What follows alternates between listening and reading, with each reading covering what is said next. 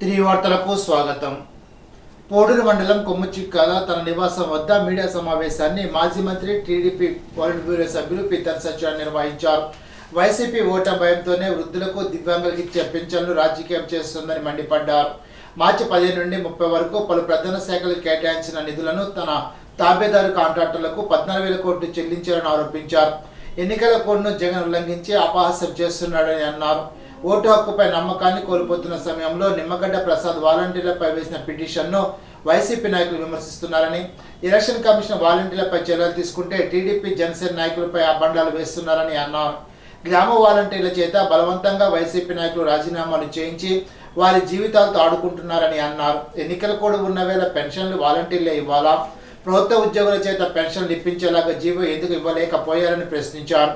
వృద్ధులు దివ్యాంగుల పింఛన్ పంపిణీపై జగన్మోహన్ రెడ్డిని ప్రశ్నించాలని పీతన్ సత్యనారాయణ కోరారు. రాష్ట్ర సీఎం జవహర్ రెడ్డి పెద్ద నాటకదారుడుగా ఉన్నాడని, మాయమాటలు చెప్తున్నాడని మండిపడ్డారు.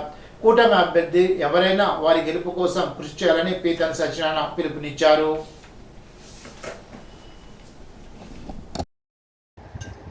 తన తాబేదారులైన కాంట్రాక్టర్లకి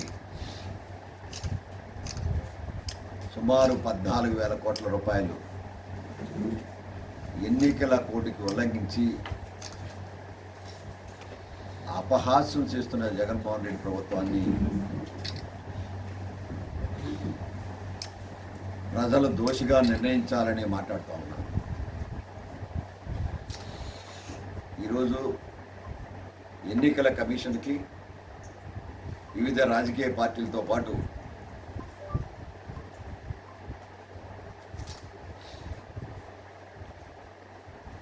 ఓటు యొక్క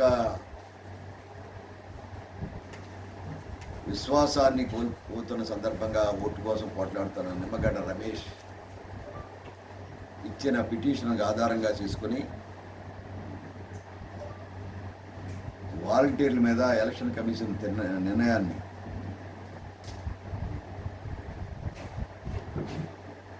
ఎలక్షన్ కమిషన్ తీసుకుంటే ఇటు తెలుగుదేశం పార్టీని, జనసేన పార్టీని ప్రజల దగ్గర దోషం చేయాలనే ఆ ప్రయత్నం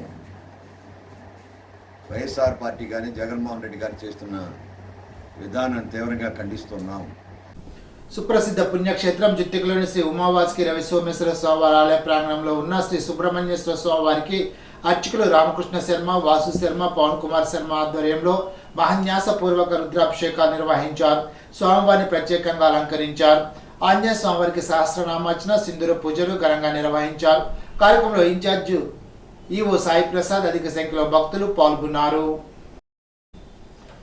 ఉండి నియోజకవర్గం నుండి మరోసారి విజయాన్ని అందించి సేవ చేసే భాగ్యాన్ని కల్పించాలని మాజీ శాసనసభ్యులు శివ స్వచ్ఛంద సేవా సంస్థ అధ్యక్షులు స్వతంత్ర అభ్యర్థి వేటుకూరి వెంకట శివరామరాజు అభ్యర్థించారు.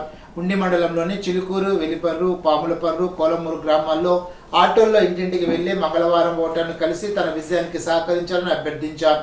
ఆయా ప్రాంతాల్లో మహిళలు ముందుకు వచ్చి హారతులిచ్చి స్వాగతం పలికారు. పూల వర్షం కురిపించారు. ఈ సందర్భంగా శివరామరాజు మాట్లాడుతూ గతంలో తాను 2 సార్లు ఎమ్మెల్యేగా పనిచేసిన కాలంలో చేసిన అభివృద్ధి, సంక్షేమ ఫలాలు ప్రజల మధ్యలో చిరస్థాయిగా ఉన్నాయని అన్నారు. అభిమానమే తనను ఎక్కడికి వెళ్ళినా ప్రజలు ఎదురొచ్చి ఘన స్వాగతం పలుకుతున్నారని వివరించారు. స్వతంత్ర అభ్యర్థిగా రంగంలో ఉన్న తనను భారీ మెజార్టీతో గెలిపించాలని అభ్యర్థించారు. కోలమూరులో పల్లె నిద్ర చేశారు. కార్యక్రమంలో ఏఎంసీ మాజీ చైర్మన్ సాయిరాజు సాంబశివరావు, కొలపూడి సర్పంచ్ గేదెల జాన్, తెలుగుదేశం పార్టీ నాయకులు బంగారు రాజు, శ్రీనివాసరాజు, రవిబాబు, దవిలి శ్రీను తదితరులు పాల్గొన్నారు.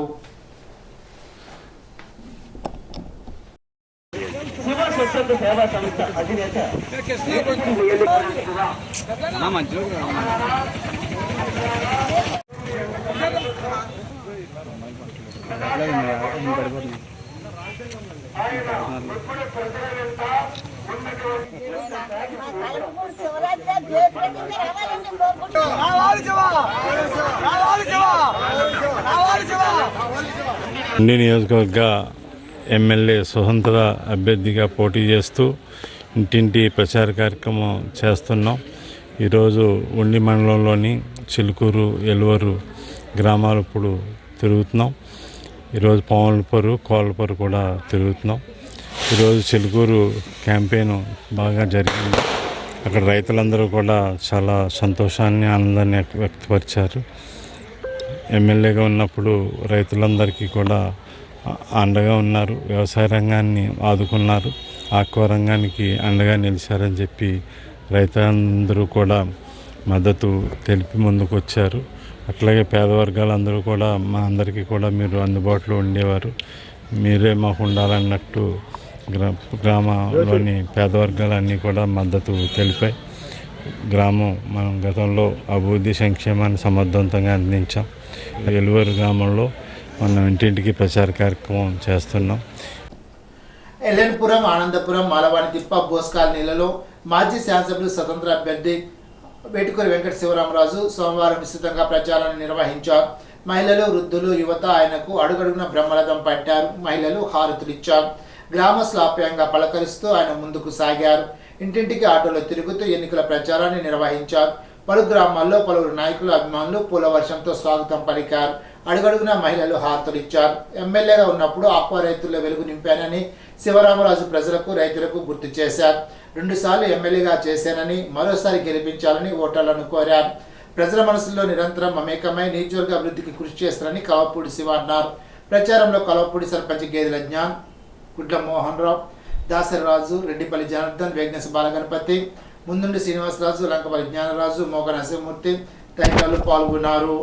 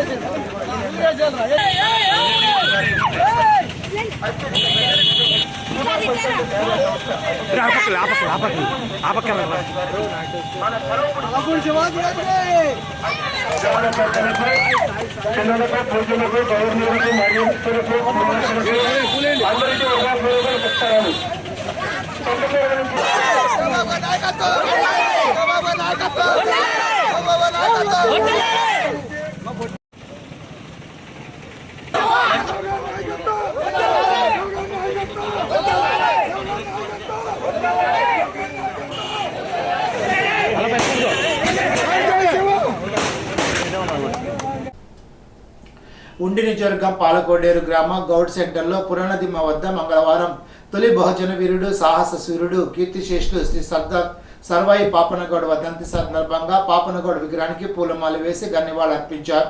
కార్యక్రమంలో జువలపాలెం గ్రామ మాజీ సర్పంచ్ కొండేటి శివకుమార్ పాల్గొని పూలమాల వేసి నివాళులర్పించి మాట్లాడారు.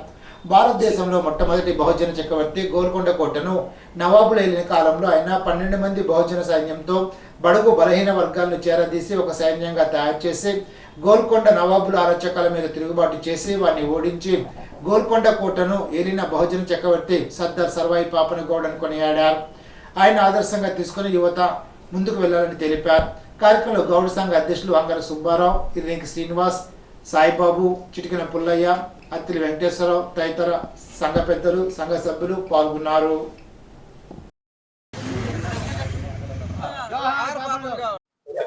ఉండి నియోజకవర్గం పాలకోడేరు మండలం పాలకోడేరు గ్రామంలో ఈ రోజున బహుజన చక్రవర్తి గోల్కొండ కోటను ఏలిన మహాచక్రవర్తి గౌడ జాతి ఆణిముత్యం కీర్తిశేషులు శ్రీ సర్దార్ పాపన్న గౌడ్ గారి వర్ధంతి కార్యక్రమంలో మొత్తం పాలకోడేరు గ్రామ గౌడ సంక్షేమ సంఘం సర్దార్ పాపన్న గౌడ్ గారి విగ్రహానికి పూలమాలలు వేసి శ్రద్ధాంజలి ఘటించి ఈ రోజున కార్యక్రమం చేయడం జరిగింది. ఆయన మన భారతదేశ మొట్టమొదటి బహుజన చక్రవర్తి. గోల్కొండ కోటను నవాబులు ఏలుతున్న కాలంలో ఆయన 12 మంది సైన్యంతో మొదలుపెట్టి ఆ చుట్టుపక్కల ఉన్న యువకులను అందరినీ, బలహీన వర్గాలని అందరినీ కూడా చేరదీసి ఒక సైన్యంగా తయారు చేసి గోల్కొండ నవాబుల అరాచకాల మీద తిరుగుబాటు చేసి వారిని ఓడించి గోల్కొండ కోటను ఏలిన బహుజన చక్రవర్తి ఆయన గౌడ ఆణిముత్యం. వారికి ఈ రోజున పాలకోడేరు గ్రామంలో శ్రద్ధాంజలి ఘటించి వర్ధంతి కార్యక్రమాన్ని చేయడం జరిగింది. పశ్చిమ గోదావరి జిల్లా పిరమిడ్ స్పిరిచువాలిటీ సొసైటీ మూవ్మెంట్ ఆధ్వర్యంలో పాలకొల్లు మండలం తిల్లపూడి గ్రామాల్లో ధ్యాన సహకార ప్రచారం చేశారు. పిరమిడ్ ధ్యాన మిత్రులు తిల్లపుడిపాలెంలో కనకదుర్గమ్మ అమ్మవారి ఆలయంలో సామూహిక ధ్యానం చేసి ప్రతి ఇంటికి ధ్యాన విశిష్టత సహకార ప్రాముఖ్యతను తెలిపే కరపత్రాలు అందించారు. జ్ఞానగురువు బ్రహ్మర్షి పితామహ సుభాషి పత్రిజీ ప్రబోధించిన శ్వాస మీద ధ్యాస ఉంచి ధ్యాన సాధన చేయాలని తెలిపి సహకార నినాదాలు వివరించారు. కార్యక్రమ పాలకులు చెందిన సీనియర్ పిరమిడ్ మాస్టర్ అంతలక్ష్మి, జిల్లా కోఆర్డినేటర్ కేవిడి ప్రసాద్, చింతబల్ నరసింహమూర్తి, బి రామకృష్ణ, మాడు శ్రీనివాసరావు, శివకృష్ణ, కృష్ణవేణి తదితరులు పాల్గొన్నారు. ఇప్పుడు తూర్పుగోదావరి జిల్లా వార్తలు. సార్వత్రిక ఎన్నికల్లో ఓటర్లు స్వేచ్ఛగా ఓటు వేసేందుకు ఓటర్లు ఎటువంటి ప్రలోభాలకు గురి కాకుండా చూసుకోవడంలో ఫ్లయింగ్ స్క్వాడ్ బృందాలు, చెక్ పోస్ట్ బృందాలు తనిఖీలు ముమ్మరం చేయాలని జిల్లా కలెక్టర్, ఎన్నికల అధికారి డాక్టర్ కె మాధులత ఆదేశించారు. మంగళవారం జాయింట్ కలెక్టర్ తేజ్ భరత్ కడియ మండలం పొట్టిలంక చెక్ పోస్ట్ వద్ద తనిఖీ నిర్వహించారు. ఈ సందర్భంగా కలెక్టర్ మాధులత నియోజకవర్గాల రిటర్నింగ్ అధికారులకు క్షేత్రస్థాయిలో విధులను నిర్వర్తించే వివిధ నోడల్ అధికారుల పర్యవేక్షణపై స్పష్టమైన ఆదేశాలు జారీ చేశారు. ఓటర్లను ప్రలోభాలకు గురి చేసేందుకు వివిధ మార్గాల ద్వారా నగదు, వస్తువులు, మద్యం తదితరులు తరలించే అవకాశం ఉందని తెలిపారు. రానున్న సార్వత్రిక ఎన్నికల్లో 85 ఏళ్లు ఉన్న 40% దివ్యాంగ ఓటర్ల నుండి హోమ్ ఓటింగ్ కోసం తగిన ధృవీకరణ పత్రాలు ఫారం 12Dలు స్వీకరించడం జరుగుతున్నట్లు joint collector Rajahmundry rural returning అధికారి ఎన్టీఎస్ భరత్ తెలిపారు. మంగళవారం కడియ మండలం పొట్టిలంకలో 236 పోలింగ్ కేంద్రానికి చెందిన 89 ఏళ్ల వయసు గల రేముళ్ల సుందరమ్మ నుంచి, దివ్యాంగ ఓటర్ నిర్మల నుంచి 12D ఫారాన్ని జేసీ తేజ్ భరత్ స్వీకరించారు. ఈ సందర్భంగా జాయింట్ కలెక్టర్ తేజ్ భరత్ మాట్లాడుతూ 85 ఏళ్లు ఉన్న ఓటర్లు, 40% అంతకు మించి దివ్యాంగం కలిగి ఉన్న ఓటర్ల నుండి ఇంటి వద్దనే ఓటు హక్కును వినియోగించుకునేందుకు అంగీకార పత్రం తీసుకొని ఆ మేరకు వారికి రానున్న సార్వత్రిక ఎన్నికల్లో ఓటు హక్కు వేసేందుకు అవకాశం కల్పించడం జరుగుతోందని తెలిపారు. జిల్లాలో 2024 నాటికి ఏప్రిల్ 1వ తేదీ నాటికి 18 ఏళ్లు నిండిన యువ ఓటర్లు ఫారం 6 ద్వారా ఆన్లైన్లో దరఖాస్తు చేసుకుని ఓటర్గా నమోదుకు అవకాశం ఉందని, అదేవిధంగా ప్రస్తుత ఓటర్గా నమోదైన ఓటర్లు చిరునామా మార్పు కోసం ఫారం 8 ద్వారా అవకాశం ఉందని తూర్పుగోదావరి జిల్లా కలెక్టర్, జిల్లా ఎన్నికల అధికారి డాక్టర్ కె మాధులత మంగళవారం ఒక ప్రకటనలో తెలిపారు. ఈ ఏడాది రబ్బీ సీజన్లో రైతు పండించిన ప్రతి ధాన్యపు గింజకు మద్దతు ధర అందించి కొనుగోలు చేయడం జరుగుతుందని, అందుకు గాను జిల్లాలో 229 ఆర్బీకే కేంద్రాల్లో ధాన్యం కొనుగోలు కేంద్రాలు ఏర్పాటు చేయడం జరిగిందని జిల్లా కలెక్టర్ డాక్టర్ కె మాధులత పేర్కొన్నారు. మంగళవారం కొవ్వూరు మండలం కాపవరంలో collector doctor K Madhulatha, joint collector Tej Bharat, sub collector Ashutosh శ్రీవాస్తవ్తో కలిసి ధాన్యం కొనుగోలు కేంద్రాన్ని ప్రారంభించారు. ఈ సందర్భంగా కలెక్టర్ మాధులత మాట్లాడుతూ జిల్లాలో రబ్బీ సీజన్లో రైతు పండించిన ధాన్యాన్ని ఎటువంటి ఇబ్బందులు లేకుండా రైతు నుండి కొనుగోలు చేయడం జరుగుతోందని అన్నారు. ఈ మేరకు జిల్లాలో 229 ఆర్బీకే కేంద్రాల్లో ధాన్యం కొనుగోలు కేంద్రాలను ఏర్పాటు చేశామని తెలిపారు. గత ఖరీఫ్ సీజన్లో రైతులకు ఎటువంటి ఇబ్బందులు లేకుండా గన్ని బ్యాగులను ముందుగానే ఆర్బీకేల్లో ఉంచి రైతుల నుండి ధాన్యాన్ని సకాలంలో కొనుగోలు చేయడం జరిగిందని తెలిపారు. అందరికీ నమస్కారం.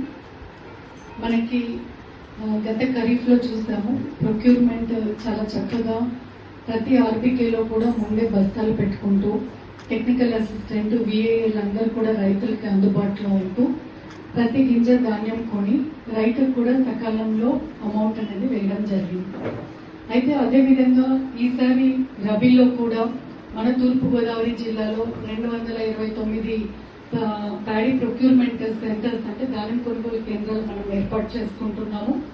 అండ్ ప్రతి ఆర్బీకేలో కూడా ఈ 229 ఆర్బీకేస్లో కూడా గనీ బ్యాగ్స్ అనేది ముందే పెట్టుకుంటూ రైతులకి ఈ క్రాప్ బుకింగ్ కూడా ఆల్రెడీ అయిపోయింది. సో వాళ్ళది ఎప్పుడైతే హార్వెస్టింగ్ వస్తుందో దానికి ఒక వారం ముందు వాళ్ళకి షెడ్యూల్ కూడా చేయడం జరుగుతుంది.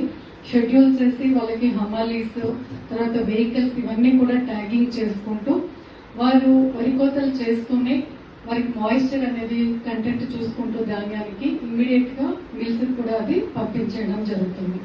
ముఖ్యంగా ఏంటి అంటే ఎవరు కూడా మధ్యలో మిడిల్ మెన్ కానీ బ్రోకర్స్ కానీ రాకుండా రైతుకి రావాల్సిన మద్దతు ధర ఏదైతే ఉందో కంప్లీట్గా 100% వారికే చేరాలి అనేది మన ఉద్దేశం. కాబట్టి ఆ దిశగా డైరెక్ట్గా ఇటు అధికారులు మిల్లుకి పంపిస్తారు. రైతులకి ఎక్కడ కూడా మధ్యలో అనుసంధానం లేకుండా అన్ని చర్యలు తీసుకోవడం జరుగుతోంది. వెహికల్స్ కూడా GPS పెట్టాము. మిల్లర్స్ కూడా ఆల్రెడీ మీటింగ్ పెట్టి చెప్పాము, ఎక్కడ కూడా ధాన్యం కట్టింగ్ అనేది ఉండకూడదు, మాయిశ్చర్ని బట్టి ధాన్యం తీసుకోవాలి, ఎక్కడ కూడా రైతుల్ని ఇబ్బంది పెట్టకూడదు అనేది ఆల్రెడీ వారికి కూడా చెప్పడం జరిగింది. రైతులకు కూడా ఎక్కడైనా ఇబ్బంది వస్తే వాళ్ళకి అందరికీ కూడా మనం కంట్రోల్ రూమ్ నెంబర్స్, తర్వాత ఇక్కడ ఉన్న Van numbers, agriculture officer number, tahsildar number and ప్రతి డివిజన్లో కూడా ఆర్డీఓ ఆఫీస్ రాజమండ్రిలో, సబ్ కలెక్టర్ ఆఫీస్ కోవూరులో కూడా మనం కంట్రోల్ రూమ్స్ ఏర్పాటు చేసుకున్నాము. అదేవిధంగా జేసీ ఆఫీస్లో కూడా ఒక కంట్రోల్ రూమ్ ఓపెన్ చేస్తాము. ఈ కంట్రోల్ రూమ్స్ అన్ని కూడా పనిచేస్తూ రైతులకి ఎక్కడ కూడా ఇబ్బంది రాకుండా, గత సీజన్లో ఎలాగైతే ఇబ్బంది రాకుండా చేశామో ఈ రబీ 2024లో కూడా మనము రైతులకి ఎక్కడ ఇబ్బంది రాకుండా ప్రతి గింజ ధాన్యం కొంటాము అనేది రైతులకి భరోసా కల్పిస్తుంది.